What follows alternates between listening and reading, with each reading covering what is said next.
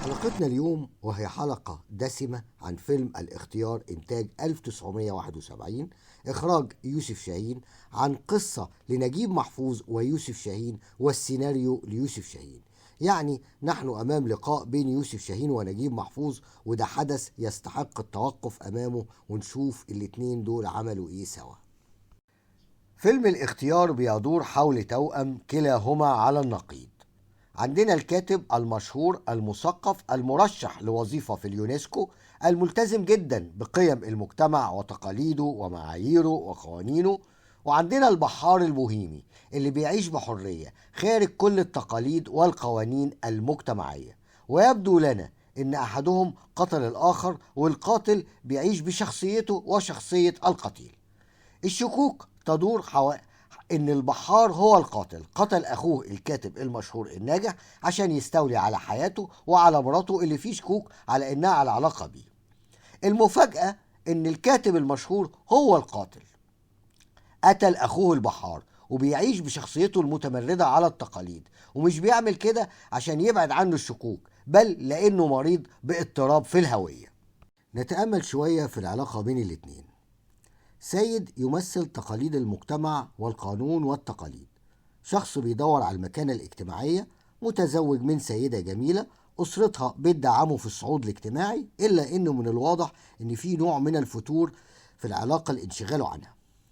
محمود عكس كده، عدم التزام بأي تقاليد أو قوانين، حياة بوهيمية فيها جنس وخمور ومخدرات، إلا إنه محبوب وعطوف، وده شيء سيد يفتقده.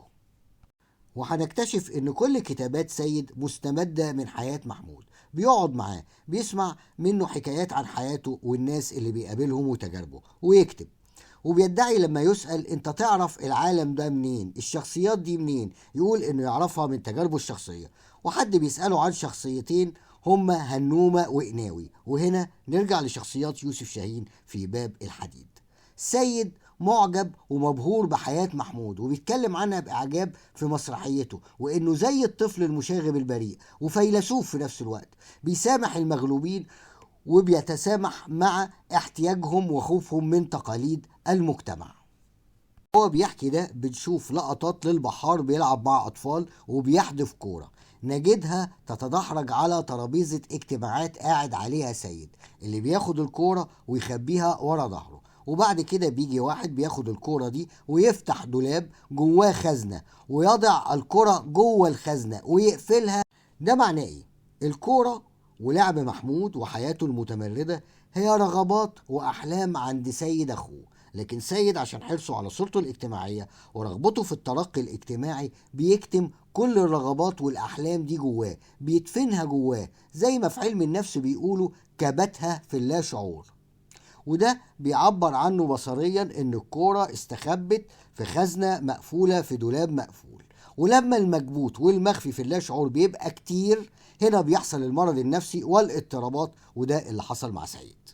يعني يوسف شاهين ونجيب محفوظ بيشرحوا لنا بصريا وبسهولة جدا طبيعة مرض سيد وأسبابه. عندنا علاقة محمود بشريفة مرات أخوه. شريفة حبت محمود لأنه يمثل كل شيء تفتقده في سيد، ومحمود حبها لكن بيرفض ان تكون بينهم علاقة وبيعاملها وحش عشان تتركه. وهي بعد كده بتحترم تصرف محمود وتعرف انه لمصلحتها، وان ده خلاها تعرف ان حياتها مع سيد هي الانسب لانهم متشابهين واقرب لبعض رغم كل المشاكل اللي بينهم، وانها فعلا بتحب سيد. لكن رغم كل ده سيد بيتصور ان شريفة خانته مع محمود، لكن بعد ما قتله بيكتشف ان لم تكن هناك خيانة، وان محمود كان نبيل في تصرفاته، وده بيزود الاضطراب عند سيد. علاقة معقدة جدا فيها كذا جانب متداخل مع بعض، وهنا بنشعر بلمسة نجيب محفوظ السحرية، واللي تعرض لتيمة مشابهة زي دي في أحد قصصه القصيرة. عندنا علاقة أخرى هي علاقة مفتش المباحث فرج ومعاون المباحث الشاب. هنجد إن بينهم نفس التناقض اللي بين سيد ومحمود. فرج رجل يحترم التقاليد والقانون، ومعاون المباحث الشاب عنده نوع من التمرد زي محمود، مش ملتزم قوي بتقاليد المجتمع، وده بينعكس في مناقشاتهم أثناء التحقيق.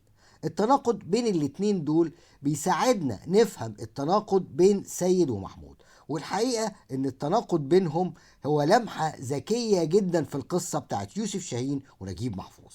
الفيلم بيورينا عالم سيد المتمثل في بيته وفي حياته الاجتماعية، الناس اللي بيقابلهم. لاحظ ان ديكور بيت سيد شيك وفيه فخامة لكن تقليدي متناسب مع شخصية سيد جدا.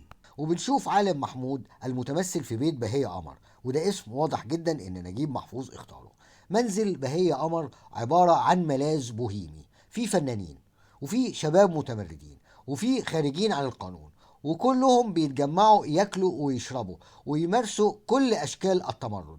مكان ديكوره فيه جنان والوان كتير وتمرد، وبنشوف مشهد روعة لما محمود بيرد على اسئلة الناس عن الحرية والبحر والحب. وشخصية بهية قمر شخصية يتوقف امامها، هي بتحب محمود وعارفة علاقاته الاخرى، وفي نفس الوقت متسامحة معاها لأنها فاهمة طبيعته المتمردة، والعلاقة فيها جانب أمومة. هي تمثل حب غير مشروط وفاتحة بيتها ملجأ لكل متمرد على المجتمع. بيت بهية قمر هو عالم لوحده، جزيرة وواحة للتمرد والخروج عن السائد.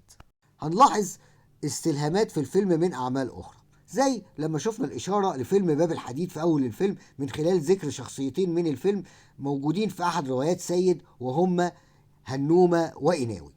وهنلاقي إن مشهد النهاية والبوليس يطارد سيد ومحاصره، بهية علشان يسلم نفسه بتروح تكلمه وبتحكي له عن رحلة منتظرة في سفينة، وده عبارة عن تكرار من يوسف شاهين لمشهد القناوي الأخير في فيلم باب الحديد. وهنلاقي استلهام من هاملت شكسبير لما مفتش المباحث يسأل المعاون الشاب ليه سيد قتل محمود. هيكون الرد مستلهم من مسرحية هاملت شكسبير من خلال العبارة: هناك أشياء كثيرة يا هوريشيو بين السماء والأرض تفوق حلم فلسفتك. وفي استلهام من العهد القديم، هنجد سيد وهو بيكلم كلام عن مسرحيته وعن قتل الأخ لأخيه والخيانة، وهو عبارة من العهد القديم تتعلق بقصة إنكار بطرس المسيح، وهي عبارة ستنكرني عند صياح الدين. عندنا استلهام آخر من فيلم غزل البنات اللي فيه يوسف وهبي بيظهر بشخصيته الحقيقية، وفي آخر الفيلم بيحل لنا عقدة الفيلم لما بيشرح لليلى مراد حقيقة مشاعر نجيب الريحاني. هنلاقي في الاختيار يوسف شاهين بيكرر ده. يوسف وهبي طالع بشخصيته الحقيقية، هو مخرج مسرحية سيد عن البحار، وبيشارك مع الشرطة في حل الجريمة لما يواجه سيد في النهاية ويقول له ازاي قام بجريمته. استلهام من أعمال أخرى في الفيلم، بعضها من أعمال عالمية لشكسبير أو أعمال قديمة ليوسف شاهين المخرج، أو عمل كلاسيكي مصري زي غزل البنات، أو عبارة من الإنجيل. كل الحاجات دي الاستلهامات دي بتدي للفيلم طابع شكل إن يكون في ملحمية، في كلاسيكية، في نوع كده من العظمة. يوسف شاهين كان بيلعب اللعبة دي في الفيلم ده بمهارة. مشاركة نجيب محفوظ في القصة ادت لنا بناء درامي محكم وتصاعد أحداث مظبوط وشخصيات مرسومة بعناية، وده سهل ليوسف شاهين إنه يعمل سيناريو صح قوي. حركة كاميرا يوسف شاهين في الفيلم ده كان فيها حيوية، الكاميرا بتتحرك والشخصيات بتتحرك في الكادر مع استغلال سليم للمكان، وكله في الآخر بيخدم تكوينات بتعبر عن المطلوب من المشهد، يعني ميزانسين هايل. أول مشهد بنشوف فيه سيد مع مراته بنقعد لفترة طويلة مفيش قطع واحد، لكن الكاميرا بتتحرك في المكان والممثلين بيتحركوا في المكان في تناغم وفي استغلال للمكان ومفردات الديكور زي المراية اللي في الأوضة، وكل ده في الآخر بيعمل لنا تكوين بيعبر لنا على العلاقة بين سيد ومراته اللي فيها قدر كبير من التباعد. كمان بيبان قوي في مشهد الأسئلة في بيت بهية قمر، حركة كاميرا فيها حيوية في مكان فيه ناس كتير بتتحرك وتدخل وتخرج من الكادر، وكل ده مع حركة كاميرا متناغمة جدا ومتناسبة مع جو الملاذ البوهيمي لبيت بهية قمر. يوسف شاهين عمل لنا تفاصيل حلوة قوي في الفيلم ده، بتبان من أول التترات اللي فيها ألوان فاقعة، وصور سيد اللي متقسمة بخطوط ألوان، وأحيانا بنشوف الصور نيجاتيف تعبر لنا عن اضطراب سيد. وكمان عندنا ملابس سيد اللي هي طول الفيلم عبارة عن بدل ولبس رسمي جدا بتعبر عن شخصيته الشديدة الالتزام بالتقاليد. أول مشهد بنشوف فيه سيد مظهره ولبسه بتبين لنا شخصيته التقليدية، وأول مشهد بنشوف فيه محمود بنشوفه على قهوة بيتحرك منها ويركب الموتوسيكل بتاعه منطلق بسرعة وبيسلم على الناس ومعاه موسيقى كلها انطلاق، عكس أول مشهد ظهر فيه سيد. تفصيلة بتبين لنا التناقض بين الشخصيتين. وبأكد تاني إن مشهد الأسئلة في بيت بهية قمر ده كان مشهد عبقري ومن أجمل المشاهد في تاريخ السينما، بحركة الكاميرا والممثلين والديكور والألوان والحوار المتميز الرائع. وعندنا مشهد محمود والطفل لما تطير منه البالونة، يقوم محمود سايب بالونته تطير ويشاور لبهية وشريفة يطيروا بالوناتهم والطفل يضحك. بعد كده المهرج والأطفال اللي موجودين معاه الكل بيطير بالوناته. مشهد بيورينا طبيعة شخصية محمود العطوفة وفيه شعرية حلوة قوي. وعندنا مشهد التحول في السيارة لما سيد يبتدي يشوف هلاوس وإنه مطارد من ناس عايزة توقف العربية.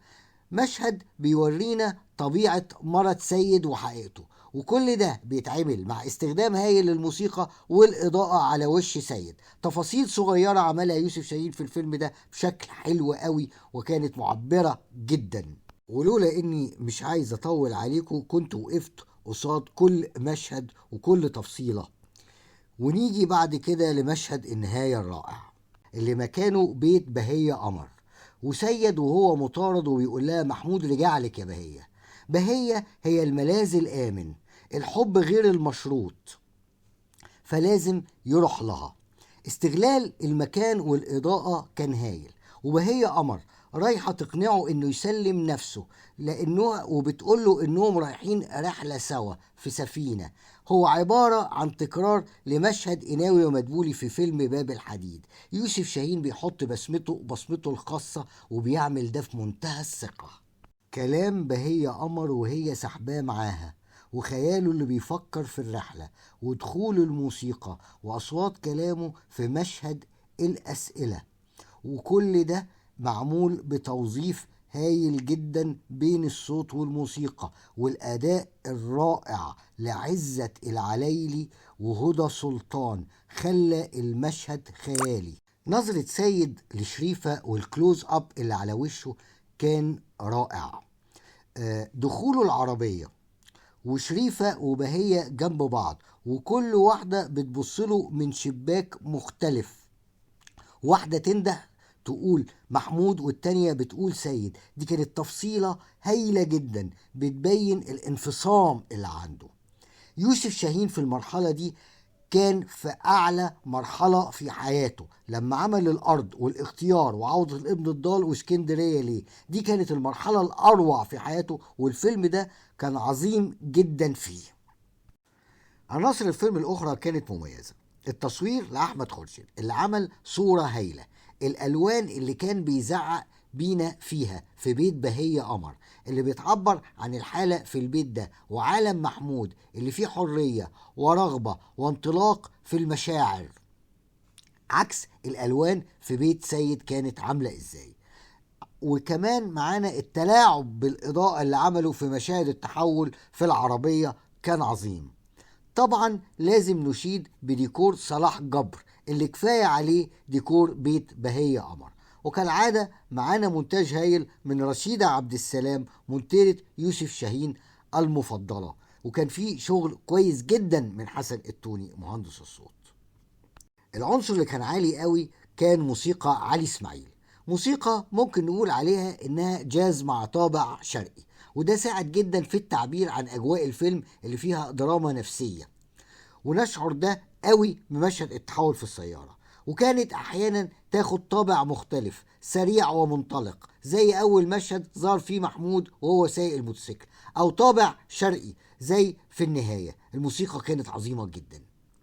اداء الممثلين سعاد حسني ومحمود المليجي كانوا مميزين جدا كالعادة. أما عزت العايلي أداؤه كان فيه تلقائية وانطلاق ما حصلش في أي عمل من أعماله بعد كده، وأداؤه في مشهد النهاية كان عبقري. لكن التميز الحقيقي كان لهدى سلطان في دور بهية قمر، ممثلة قديرة جدا فوق ما أي حد يتخيل.